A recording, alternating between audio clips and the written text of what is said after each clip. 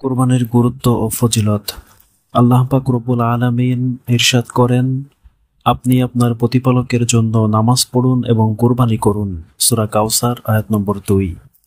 হাদিস শরীফে ইরশাদ হয়েছে, নবীজি সাল্লাল্লাহু আলাইহি ওয়াসাল্লাম বলেন, যে ব্যক্তি সামর্থ্য থাকা সত্ত্বেও কুরবানি করল না, সে যেন আমাদের ঈদগাহের কাছেও না আসে। ইবনে মাজাহ হাদিস নম্বর 3123।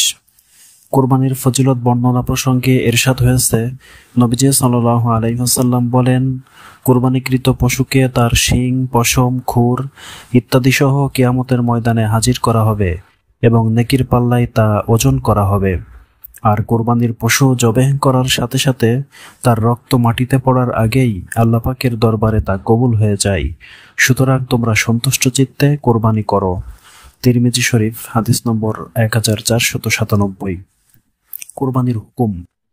জিলহজ মাসের 10 তারিখ সূর্যোদয় হতে 12 তারিখ সূর্যাস্তের পূর্ব পর্যন্ত যদি কোনো সুস্থ মস্তিষ্ক ও প্রাপ্তবয়স্ক মুকিম ব্যক্তি নিসাব পরিমাণ সম্পদের মালিক হয়, অর্থাৎ ঋণমুক্ত থাকা অবস্থায় 7.5 তোলা স্বর্ণ বা 52.5 তোলা রূপা অথবা 52.5 তোলা রূপার মূল্য সমপরিমাণ নগদ টাকা বা ব্যবসায়ের মাল কিংবা সমমূল্যের প্রয়োজন অতিরিক্ত যে কোনো সম্পদ থাকে, তাহলে তার উপর নিজের পক্ষ থেকে কোরবানি করা ওয়াজিব। কিন্তু পুত্র, কন্যা ও স্ত্রীর পক্ষ থেকে কোরবানি করা তার জন্য ওয়াজিব নয়।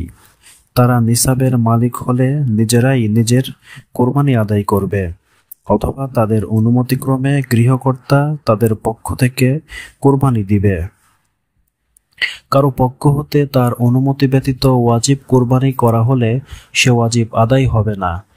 অবশ্য একই পরিবারভুক্ত কোনো সদস্য অন্য সদস্যের পক্ষ হতে তার জ্ঞাতানুসারে নিয়মিত কোরবানি করে আসলে সেক্ষেত্রে ওয়াজিব আদায় হয়ে যাবে। তবে এক্ষেত্রে উত্তম হলো প্রকাশ্যে তার থেকেও অনুমতি নেওয়া। কোরবানি সংক্রান্ত জরুরি মাসাইল পরবর্তী ভিডিওতে পাবেন। এজন্য যদি আমার চ্যানেলে আপনারা নতুন হয়ে থাকেন, তাহলে চ্যানেলটি সাবস্ক্রাইব করে পাশে থাকা বেল আইকনটিতে ক্লিক করে অল নোটিফিকেশন অন করে সাথেই থাকুন। ধন্যবাদ।